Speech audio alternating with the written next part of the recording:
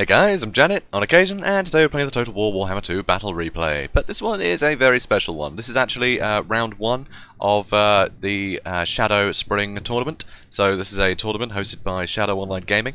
There'll be links to him and everyone else in the tournament in the description. And I feel like I need to pause this because they're getting ahead of themselves. Yeah, naughty marauders. Slow down. So yeah, so today I'm faced up against Zardar. Who is another YouTuber, does mainly campaign though, very new to multiplayer. And I did make it, you know, sort of a point of pride to try and drill all of the sort of, you know, the new people on the scene for this tournament, you know, and bring the right builds and things like that. But of course I didn't do that for anyone in, you know, up against me, because, well, you know, why would I do that? But this is round one as well, so very, very new on the scene is Zardar. But yeah, it's still a lot of fun, this game, and there are going to be some great games coming up. Tomorrow, Tuesday the 17th, I'm going to be fighting Turin, and on Wednesday I'm going to be up against Zoo who another lesser known one, but big fan of the dwarves. And again, does a lot of campaign, but he's been doing some multiplayer lately, which is great. Also, Thursday, I'm going to be facing up against Ragnarok, who is another campaign player. On Friday, I'm going to be up against Shadow Online Gaming, our you know, our lovely host for this tournament.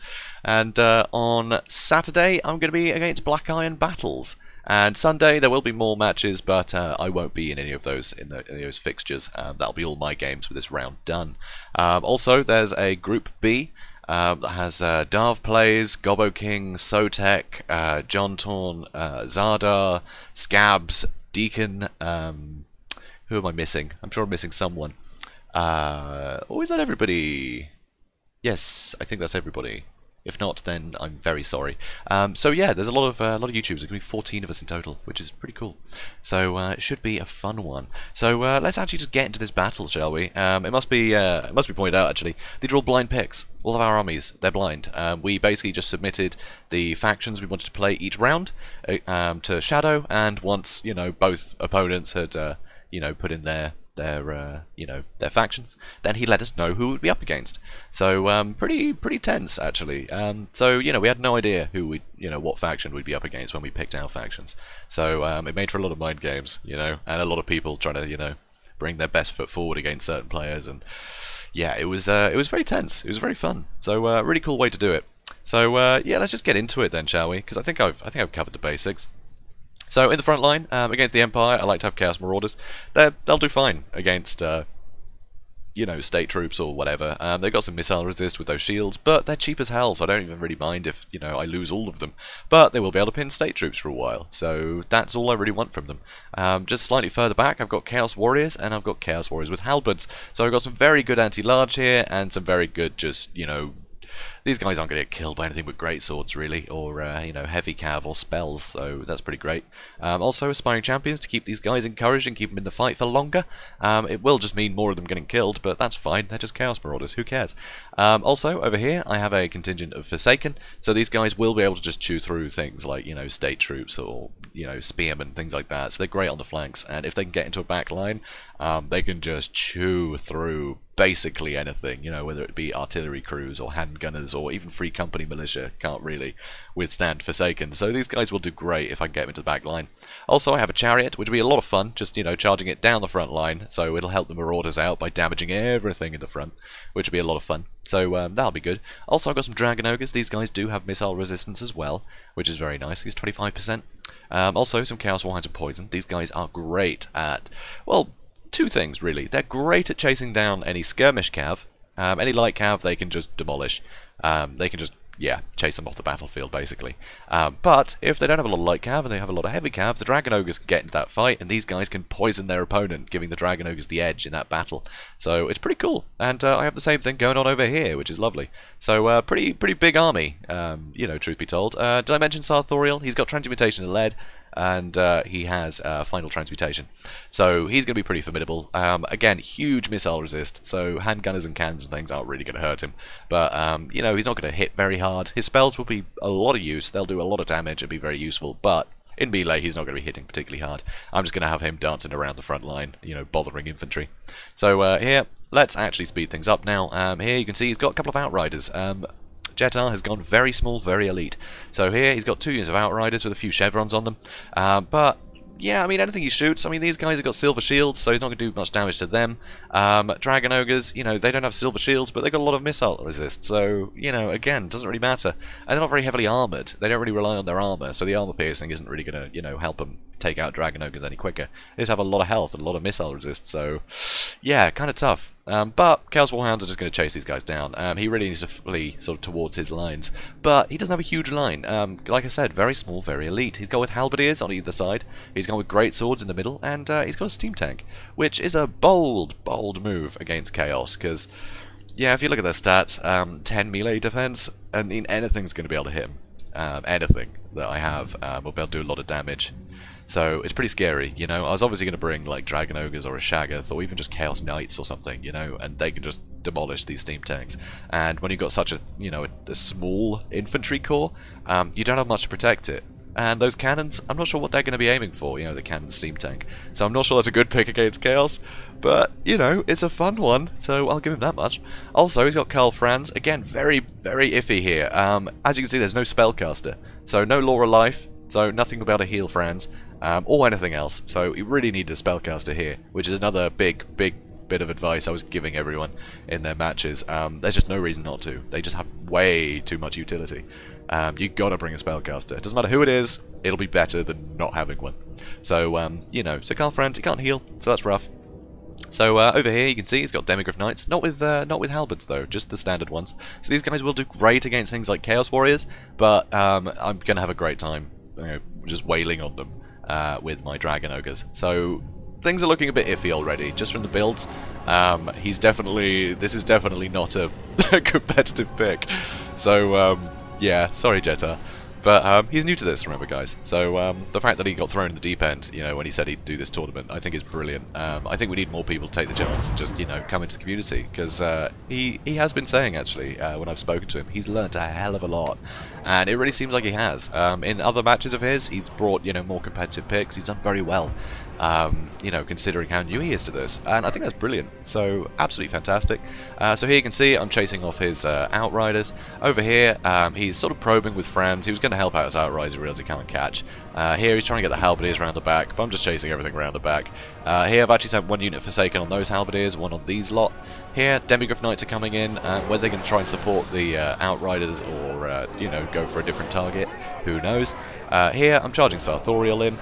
His other Demigryphs are coming in now, and now I'm sending in my Marauders. Aspiring Champions I sort of forget about, same with the you know, Chaos Warriors with Halberds, because I realise I don't need them. I've already decided that all of these, you know, matchups are favourable, and I forgot I had more units to throw at it, because I was pretty comfortable at this point, which is sort of a pity this early. But anyway, so final transmutation. That's going to do a lot of work. So yeah, Demigryph Knights taking a lot of damage, as you can see, as well as these, you know, very expensive infantry. Unfortunately, I did just miss the steam tank with that cast. I was hoping to get the steam tank in there. So the Outriders still being chased off by the Poison Warhounds. Over there, they've been chased off, so these Warhounds are coming back. And oh yes, Karl Franz did just dive onto my Dragon Ogres. The Dragon Ogres are anti-large. So yeah, not good, and you can't heal him up because there's no wizard. Ooh, yeah, you want to bring Boris really if you want to start, you know, running and attacking stuff and you don't have a Law of Life. But generally, if you've got Franz, you want to bring the Law of Life. It definitely helps.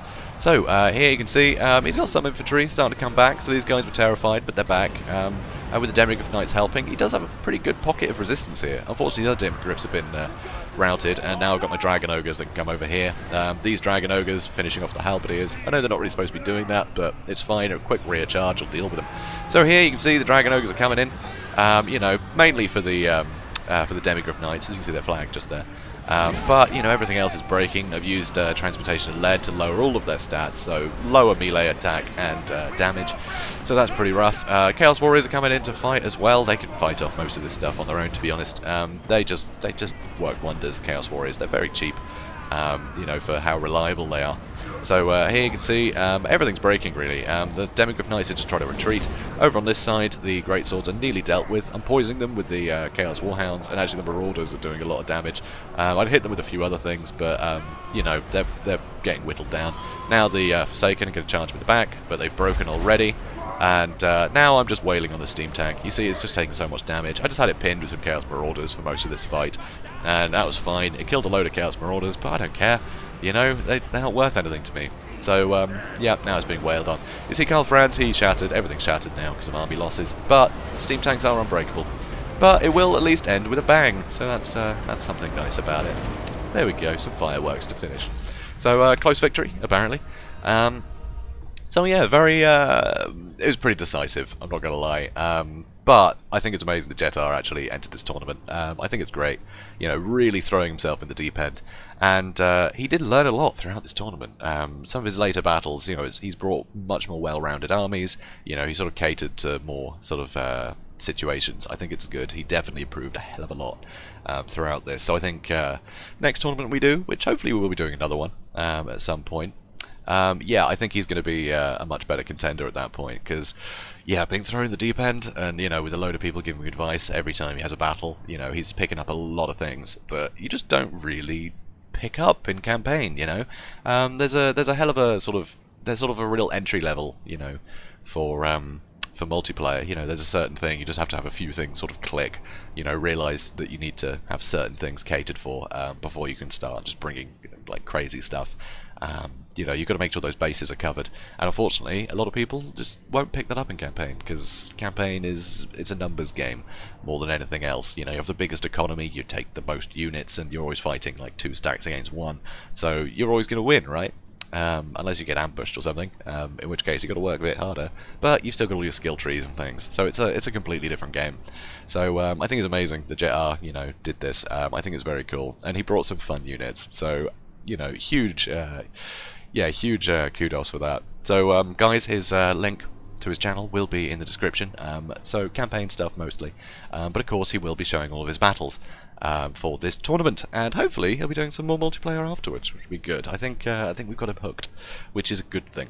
So also there'll be links to everyone else's channel that's in this tournament, and Shadow Online Gaming will actually be showing every single battle, which is insane, and he's doing them daily, right? So today it'll be all of round 1, Group A and B. So he'll be doing 6 battles a day on his channel, which is crazy. But, you know, he's hosting it, so I think it's great that he's putting that effort in, so it'll be fantastic. So if you just want to see all of the stuff in one place, go see Shadow. If you want to see anyone's individual commentary, then, yeah, links are in the description for everybody's channels, so you can keep track of the whole tournament. So it should be really fun. So this is the group stages. There will be a knockout stage after this week. You know, the top 4 are going through from each. There'll be more details on Shadow's channel. He's done a lot of stuff to, you know, talk about it. But I thought I'd put in some groundwork. If, you know, you guys aren't bothering to venture elsewhere, you know what the hell I'm doing. So, you know, that'll help. So, guys, I hope you enjoyed it. Be sure to join in tomorrow. I'll be fighting Turin. That's going to be a tough one for me. I think that's going to be the toughest one in my group, for sure. So, yeah, it's going to be an interesting fight. So, guys, be sure to tune in for that, and I'll see you in the next one. Have a good day, guys.